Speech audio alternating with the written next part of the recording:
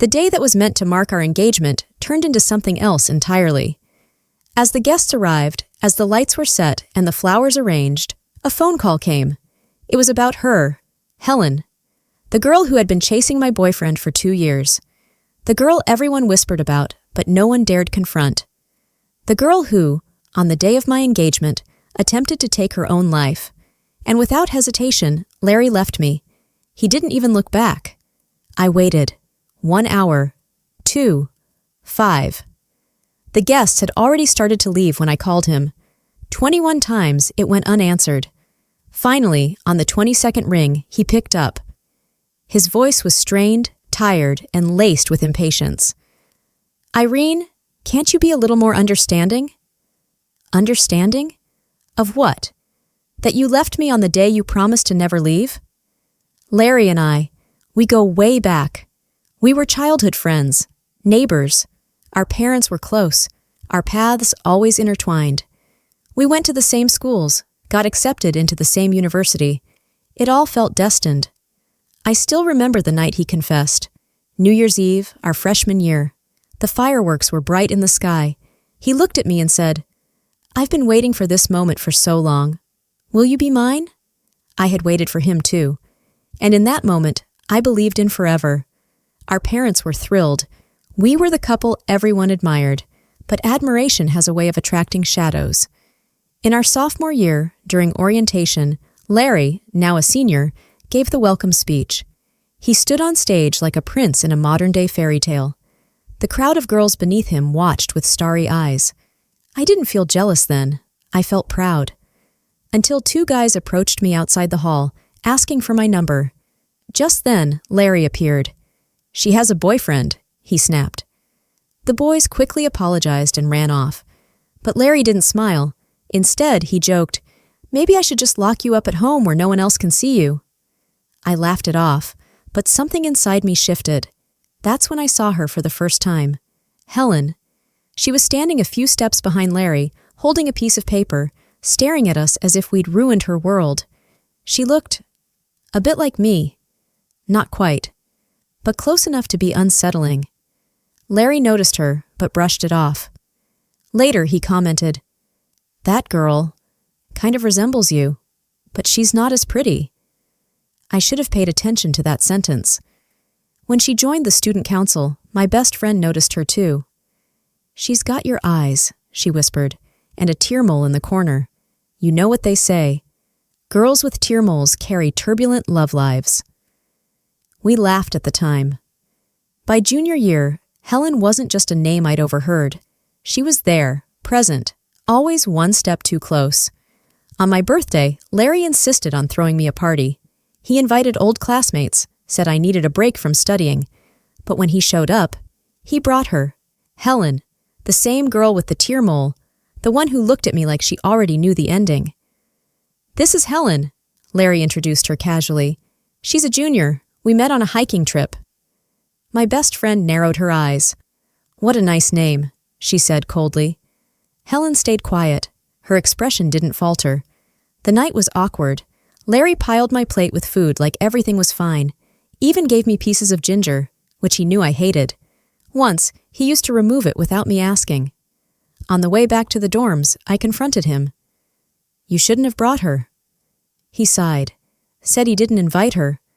She just showed up with a gift, and he didn't want to be rude. Then he showed me a heart-shaped keychain. "She said it's for us, a blessing for eternal happiness." He smiled. It sounded like a joke. Still, he promised to apologize to my best friend, and like a fool who wanted to believe, I said okay. All I wanted was for him to keep some distance from her, just some boundaries, that's all. But rumors don't follow boundaries. Soon after, a post on the student forum exploded.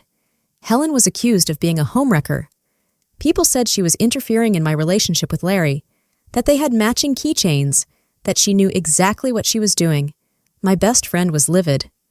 "You need to cut her off. Now." But I stayed quiet, not because I was weak, but because I believed Larry would choose what's right. I was wrong. Helen came to me crying, her eyes swollen, her voice trembling. "I didn't do anything wrong. Please help me. It's affecting my grades, my life." I didn't even look her in the eye. I just told her coldly, I don't have time for this. And I didn't, but I had time to find the truth. That night, I called a close friend, a computer science genius, and asked for a favor. He traced the post back to Helen's address. I confronted Larry. She did it herself, I said. Are you going to keep defending her now? Larry hesitated. Irene, you investigated her? Yes, and? He looked at me like I was the one crossing the line. Helen's just a girl who got carried away. She didn't mean harm. She just likes me. I stared at him for a long moment. Then, slowly, I smiled. If that's what you believe, then fine. Let's drop it. He looked relieved, reached out to hug me, but I stepped back. Larry, just because someone's hurting doesn't make them right. This isn't about pain. It's about respect. He frowned. Then what do you want me to do? Handle it, or we're done. For the rest of the semester, we barely spoke. Helen disappeared from campus. Larry said nothing, but something inside us had already fractured, and I had begun to prepare for the fall. The day of our engagement was supposed to be beautiful, a milestone, a celebration of a promise that began in childhood. But promises don't always hold. Larry stood next to me in his suit, greeting guests, smiling politely. And then, a call. I didn't need to ask who it was. I already knew. It's Helen, he whispered. She's in the hospital. She tried to end her life. I froze. The entire world did. You're not going, are you? I asked the question knowing the answer. I'll be right back, he said. Just to check on her. She's alone, Irene. She needs someone. She has doctors, I replied, but I need you today. He kissed my forehead, like a goodbye, and walked out the door. And with that, he left me at our engagement party. Alone. The guests were kind, or maybe just too shocked to say anything. I smiled through the pain, excused his absence with a lie. He had an urgent lab project, something that could affect his future. No one believed it, not even me. My best friend stayed by my side, helping escort the parents out, masking the mess. But as soon as the hall emptied, I broke. I cried, not for the lost engagement, but for the years I had given away. I had built a love story in my head, but I was never the main character. After the guests left, I drove up to the hilltop where Larry and I used to watch the sunrise. That's where I called him, again and again, rejected, 22 times. Each rejection was like cutting another thread that had once tied us together. On the 22nd call, he finally answered, Irene, it's chaos here. Can't you just be quiet and understanding for once? For the first time, his voice wasn't soft. It wasn't warm. It was distant, and something inside me broke for good. Let's break up, I said, calm but final. He tried to speak. I hung up. No second thoughts. No more chances. When I returned home, I didn't cry again. I packed my things, bit my lip through the memories, and made a choice. To let go. Larry had been part of every season of my life, but spring doesn't wait for winter to finish mourning. I poured myself into my studies. I topped every class. My professors praised my discipline. Only my best friend saw the truth. How did your round face become so sharp? She asked one night, brushing a finger against my cheek. I smiled but said nothing, because at night, I still cried into my pillow. Larry tried to reach out. I ignored him. He texted. I left him on read. He waited for me outside my lectures. I walked past him. I didn't block his number, not because I couldn't let go, but because I already had. Jack became a part of my days, quietly, without forcing anything. He didn't confess. He didn't push. He simply showed up. When I was drowning in study stress, he reminded me to eat. When I was silent, he let me be. And when I smiled, really smiled, he noticed. It was the kind of attention I never had to ask for. One afternoon, I met with my professor. Jack happened to be there, speaking with him. I'm looking for an assistant, he said. My professor smiled. Take Irene. She's the best I have. And just like that, I became Jack's assistant at the law firm. He gave me stacks of files, tasks to complete, but always with the same look in his eyes. Don't overwork. Don't forget to rest. I'm watching out for you. Meanwhile, Larry still lingered in shadows, watching, waiting, and then it happened. Jessica came running into our dorm late one evening, holding up her phone. "Irene, is this Helen? With your Jack?" The photo was blurry. Helen at the entrance of Jack's firm, seemingly talking to him. For a second, my heart dropped. But I breathed. Jack had already told me about her. She wasn't his client.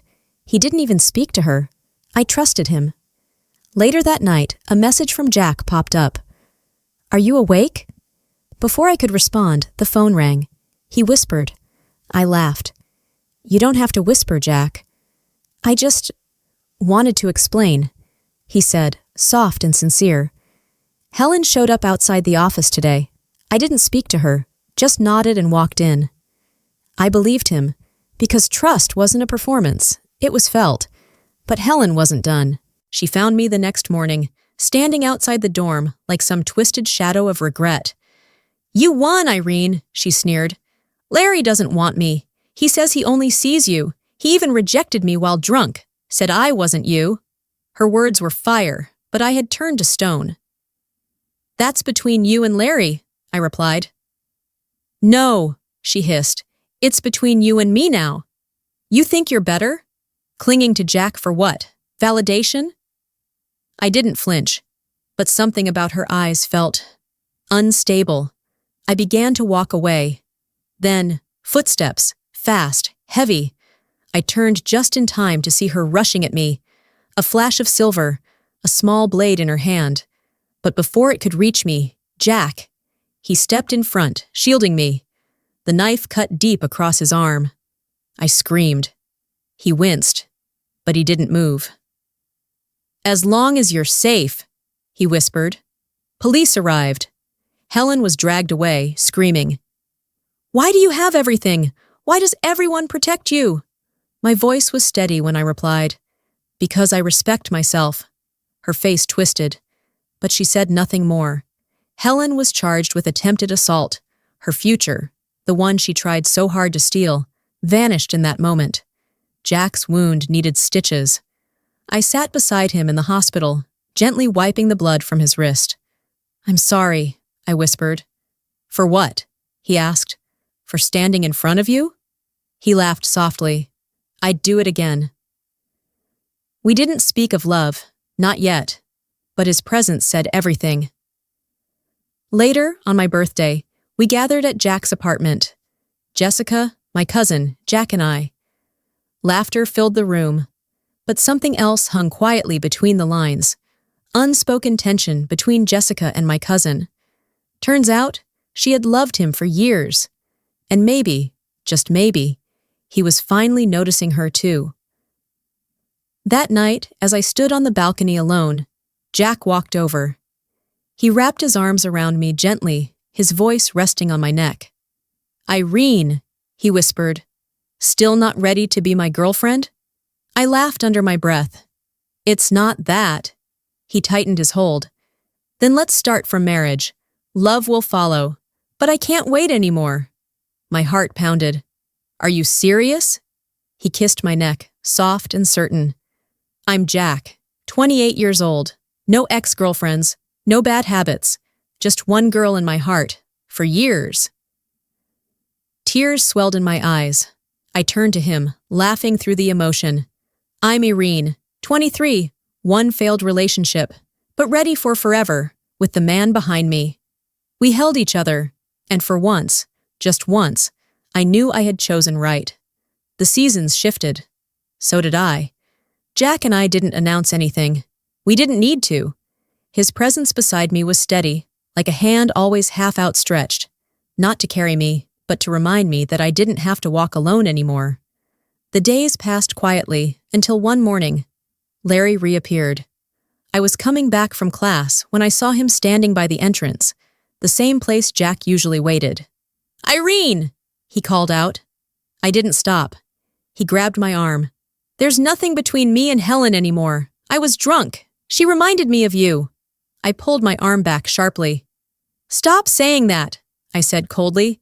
It disgusts me. Larry looked broken. I know I messed up. Give me one more chance. I tilted my head. You want a second chance? His eyes lit up. Then turn time back. Undo the day you left me at our engagement. Take back every lie, every kiss you gave her. Then maybe. The light in his eyes vanished. Irene, have you fallen for Jack? He asked, his voice low, almost a whisper. I didn't answer right away, but my silence said everything. Larry's voice rose, his jealousy twisting. What does he have that I don't? I looked him straight in the eyes. In every way, I said quietly. He's better than you. Larry staggered back like I'd slapped him. That's cruel, he whispered. I stepped closer. Cruel. You left me on the day we were supposed to be engaged. You kissed someone else while saying you still loved me. And now you want to talk about cruel?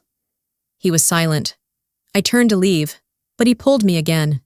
We've known each other for 20 years. You're really going to choose Jack over that? I looked at him, not with anger, but pity. Jack didn't choose me over someone. He chose me, period, and I walked away. Behind me, I heard him say one last thing. Irene, I never agreed to break up. I smiled. I never needed your agreement. That night, Jack called.